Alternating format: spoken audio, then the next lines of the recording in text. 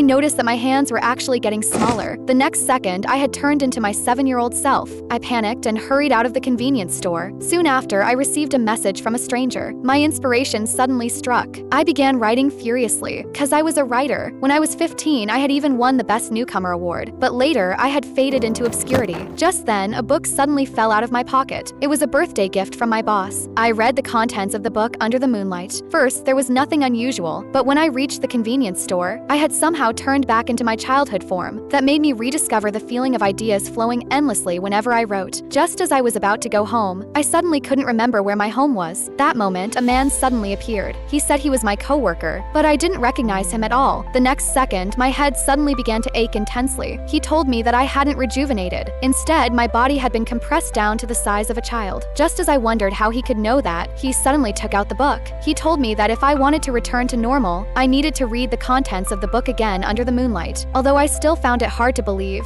the discomfort in my body left me no choice but to trust him. So I followed his instructions. I read the contents of the book aloud. The next second, I actually returned to my original form, but I didn't want to hand the book over to him. So while he was looking for clothes for me, I grabbed the book and ran away.